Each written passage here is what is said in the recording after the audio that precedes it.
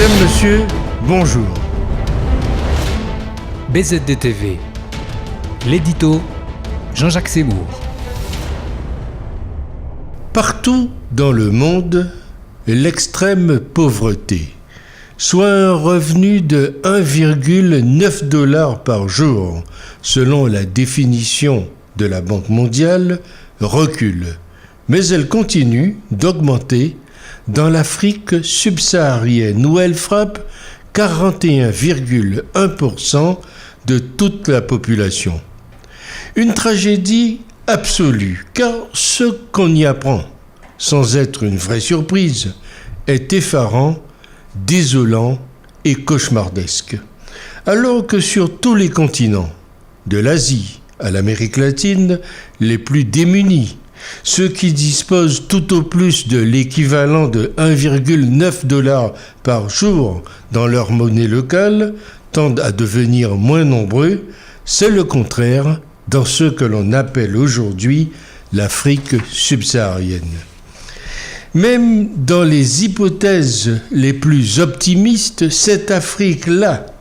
dans cette Afrique-là, le taux de pauvreté restera à 2 chiffres, c'est-à-dire au-dessus de 10% en 2030. C'est en tout cas ce que nous disent aujourd'hui les économistes de la Banque mondiale. Les raisons de cette exception africaine sont à vrai dire parfaitement identifiées. C'est d'abord l'absence de contrôle des naissances, avec ce paradoxe heureux en soi, mais terrible pour la démographie galopante, que le recul de la mortalité en dessous de 5 ans s'est accompagné d'un reflux relativement faible du taux de fécondité. Autrement dit, les progrès sanitaires n'ont pas été suivis d'une amélioration des conditions sociales et économiques. Et à ce cercle vicieux fondamental s'ajoutent les conflits ethniques, les catastrophes écologiques, la corruption des gouvernements et des élites si nocives pour le développement économique. Le diagnostic que la Banque mondiale dresse cette année n'a rien de nouveau. C'est mot pour mot ce que faisait en 1962, au moment de la décolonisation, l'agronome René Dumont, l'un des pères de l'écologie française, dans un livre, hélas prophétique, et qui a d'ailleurs eu un grand succès à l'époque, « L'Afrique noire est mal partie ».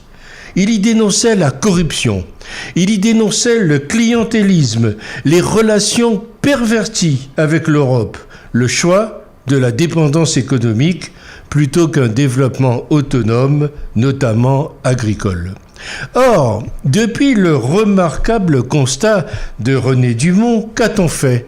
Sinon, remplacer l'Afrique noire par Afrique subsaharienne, comme si le noir était une couleur maudite. Il faut rendre hommage à René Dumont, à sa clairvoyance, ainsi qu'à l'Afrique noire qui n'a pas à avoir honte de son nom, ni de sa négritude, chère à Aimé Césaire et à son compagnon Léopold Sédar Senghor.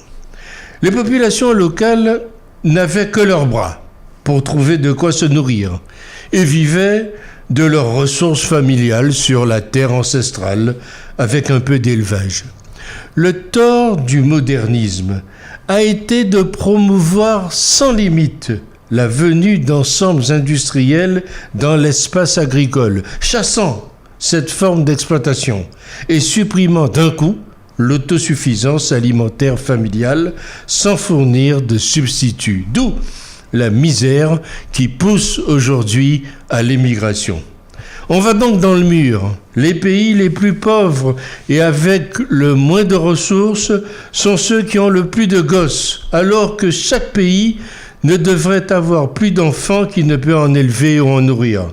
Résultat, catastrophe écologique, perte des ressources, diminution des forêts, désertification, massacre des espèces, pollution incontrôlée, et pourtant, on fait aujourd'hui les milliards des GAFA, mais pas une ligne sur la disparition des rhinocéros ou des éléphants.